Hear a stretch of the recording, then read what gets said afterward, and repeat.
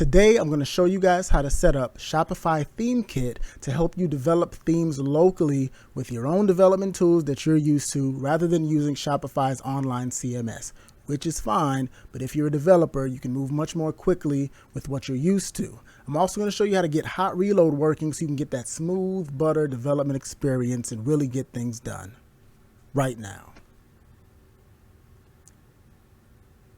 Let's ride. All right, so what we have here is the Shopify Theme Kit homepage, which you can see the URL here if you want to check that out. And just real quick, all it is a local development environment that allows you to edit Shopify themes and connect to the Shopify CMS to upload your content. So you can develop locally, see the changes on the website or on this whatever store you're working on. This allows you to not only create themes from scratch, but you can also edit existing themes by connecting to whatever stores you need to, downloading those themes, making your modifications, and then syncing it up. So if you go to this page, I'm not going to go through this as far as the installation. I've already done it, but it is pretty straightforward.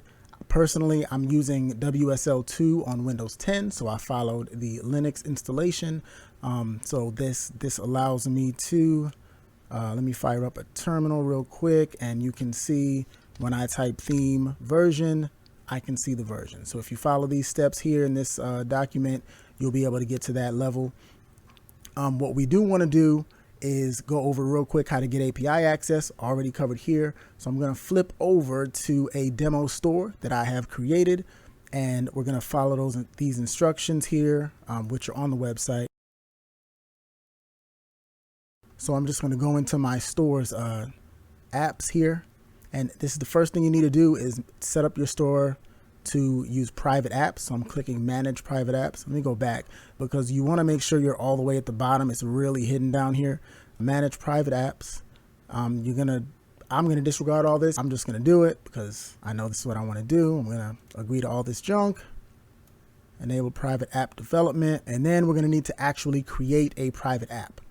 So let's go ahead and do that. Create private app. We're going to call it, I don't know. You probably would want to name it something to do with your theme or whatever. I'm just going to call it demo private app. And I'm just going to pause the video real quick and put my email in here. So we want to actually expand this show inactive admin permissions. And we want to make sure if we scroll down here, we're going to see the theme section somewhere. Here it is, theme section. We want to make sure we have read-write access for themes. So that's pretty much all we need to do here. We can hit save at the top, or we can just scroll down and hit save here. And you can read that stuff if you want. I'm going to go ahead and hit create app because I got better things to do. Boom, private app created successfully. Private app created successfully. So now we have access to the credentials that we need to connect our local system to Shopify to modify the thing. So in this case, I've already created an entire store just for you guys for demo purposes. It is called Raw Theme Kit Test Store because, you know, that's just what it's called. And I'm going to go ahead and show you how to get the theme, which requires me to actually, and you only need to do this once. It's going to look real crazy, but I got to put my password and everything on the command line to set this up. And so we're going to get an existing theme for the store that I've already set up. So this is a common use case that you're going to run into where you just want to edit a theme that's on an existing store. So theme get list, basically typing this off the documents. You don't have to follow along. It's in the docs just to get this going. And I'm copying everything here from the page. So P, and then you want the Shopify store URL. Let's see, best way to get that. I'm going to open the store in another tab. I'm going to copy all this nonsense without the HTTPS. I believe you need to leave that off. So I'm just copying that here. Yeah, you guys can see that in the video. Dropping that here. And it looks like that. Oh, okay. So this command is actually just going to get us a list of the existing themes that we have on our store, as you can see, because we're going to need this ID to actually pull the theme. So next step, per the documentation, I'm gonna go hit up arrow to go back to the same command I had, and I'm just gonna edit that because I'm absolutely not gonna retype that whole entire command. I'm gonna do a theme.get. I've got the password and the store already here, and then I need to add a -t with the store, or I'm sorry, the theme ID. And that goes here, and that should pull down all the files for this theme, which when I first tried this, it took a long time. Like I walked away, did some stuff, hung out with the fam, made a snack, played with the dogs. I did everything. It took long, but it looks like this is moving along pretty swiftly. So we'll give it a second here.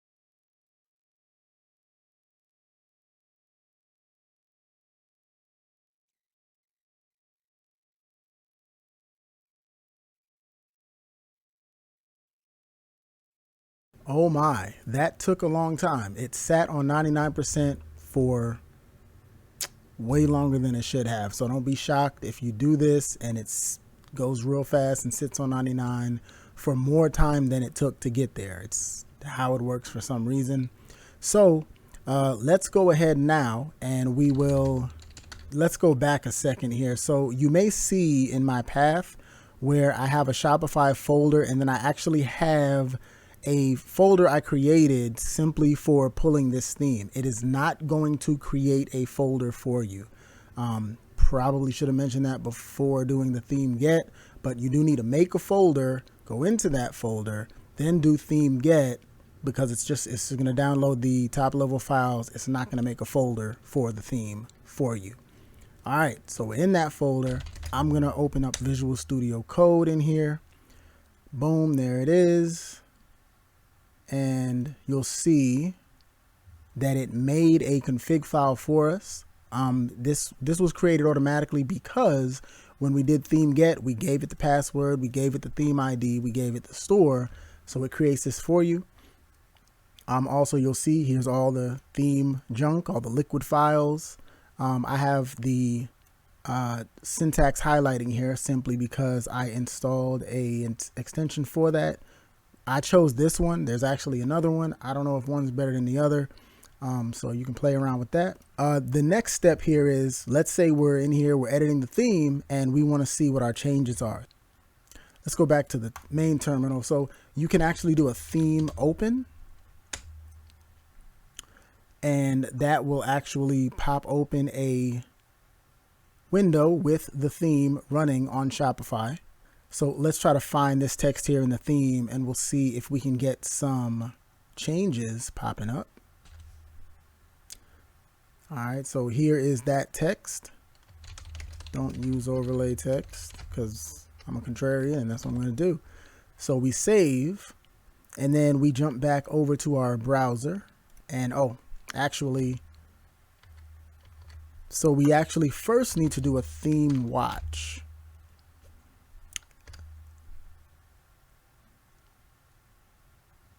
Okay, so as you can see from the arrow, we have to do allow live because we have technically a live store going on that we're editing. So we need to pass this allow live and then watch. So now it's looking for file changes. So I think it would not have, it did not see our change because we didn't have watch turned on. So let's make another change here, like don't use overlay text seriously. Save that, and then if we jump to the terminal, we'll see that it noticed the change, and it should have updated it on the Shopify server. So we actually need to refresh the page, and you can see now it says don't use overlay text seriously. this is the basic workflow for Theme Kit. Now, obviously what I ran into is I can't work like this. I can't be forced to make changes and refresh the page like it's 1997. I don't want to go back to high school. So what I decided to do was figure out if I could run something like set up some kind of hot reload. So it's pretty simple to do. You can install browser sync, which is npm install -g, and the name is browser -sync. Do not do browser sync without the dash, because that's a totally other package and I don't know what it does. So don't be me. It's browser -sync, and that's going to give you a, let's see, browser -sync. Yes, browser -sync will be a command that you can run from the command line. Obviously, this should work on Windows as well as Linux or Mac or whatever you're using. It's a really old utility, that should be available for you to use. Now we can actually go to the browsersync.io page. It can, gives you details on how to install it. There you go. That's the command that you want to use. Like I said, it's a well-established and trusted package. Nothing to worry about here. And we want to go ahead and start it. So let's see if we can just copy paste a command from here. Yeah. So this is pretty much the command we want with this proxy being specified. So I'm going to copy paste that command into my thingy here. I'm going to once again grab my URL here. I'm going to drop that in there, and the files I want to watch will just do all files. So what I believe this is a glob pattern that it uses. So the way browser sync works, it's actually going to be told what files to look at before it refreshes your browser. So the problem that we'll run into here is if we use it as usual, where we just let it watch whatever files are in this folder, is you're going to save a file, you're going to save a change. Browser sync is going to see that you did that, and it's going to refresh the browser. Problem is, our theme watch has not yet updated that information in Shopify. So you're still going to see the old information. You're not going to see the update. And I can show you guys real quick what that would look like. So we have the watch already running in this folder. I'm going to start browser sync. So now it's watching files. And it doesn't like, it doesn't like the HTTP. It needs to be HTTPS here. Let's put that on there.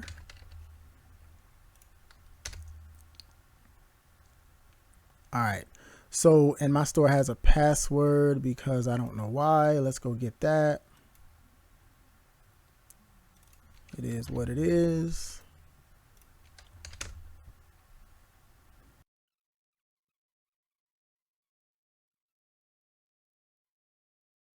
Two problems there. One is it didn't actually refresh the browser. And the second is there's a bunch of junk at the top of this window for some reason, which is likely why the browser sync isn't refreshing the browser. What I found in my research is it ends up attaching to the wrong resource in your Shopify theme because Shopify is doing some fancy dynamic stuff on the back end of the theme. And it confuses browser sync. So let's go ahead and fix that issue. There's actually a snippet out on the interwebs that I found, which fixes this problem. The easiest way that I saw to actually implement it is to just have a browser sync config file. And what you can actually do to get that config file is to do browser sync init. So that's going to give you a default config setup. And then the snippet that we want, I'm going to pull that in and we can throw it in. I don't think it really matters where you put it. I'm going to stick it right after this middleware false piece here. And it actually is, this is a JS file, but for some reason, browser sync makes this almost like a JSON kind of file. So I'm going to automatically format this and it's going to look crazy, but do not be alarmed. because what VS Code did is reformat it as a JavaScript file, a JavaScript object that's being exported. So it got rid of all those extra double quotes and everything, lined everything up nice and cute. So we've got this snippet options in here. So now we need, when we run browser sync, we need to go ahead and tell it to use the config file. So let's go back. So this is a previous command we were running, and we're just going to add, I believe it's --config. It's actually just --config, the config file. We'll run that. And it automatically opens a browser window over here. So now this is coming from browser sync. Apologies if I was saying browserify a bunch of times and didn't realize. You'll see it's running off localhost. And so let's take a look here. If we have the terminal watching files, and we'll go ahead and find something to change. Let me resize this so you guys can see everything that will happen.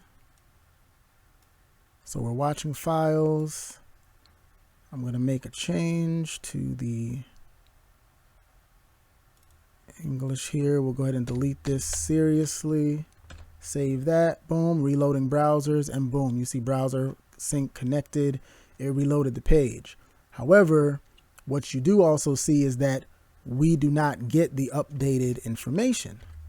And that is because, I'm sorry, I'm flipping a lot. Bear with me here. Let me get back to the terminal. So you'll see here that we have to wait for the theme kit to upload the changes to Shopify before we're going to see the changes locally. So if I actually refresh this page, you'll see that the changes are here because this is actually pulling from Shopify as a proxy. The changes are here. Browser sync is just refreshing too quickly. And that's because it is updating based on the changes of the local file instead of the changes successfully being updated in Shopify. So the fix for that is we need to tell browser sync to look at the correct files that indicate there's been a successful upload. There's two things we need to do. The first thing we need to do is when we do our theme watch, we need to tell it what file to update to let us know that it's done. And the way you do that is with the notify option. So we're going to do --notify, and we're going to use /temp/theme.update. But this can be whatever file you want. It really doesn't matter as long as you know where you put that. So now we have the theme kit updating this particular file whenever it has successfully uploaded the updated changes to Shopify. So now we need to tell browser sync to look at that file to know when to refresh the browser. Let's clear this up here. And then I'm going to go back to our browser sync command. And what we're going to do is actually add the theme update file in our temp folder so that it knows what to look at to update. And that is as simple as, instead of telling it to watch all the files in this folder, we'll just tell it to look at /temp/theme update, which is the file that Theme Kit is going to update when the changes are ready to go in Shopify. So we'll start browser sync that way. And what we also are going to do is add a little reload delay.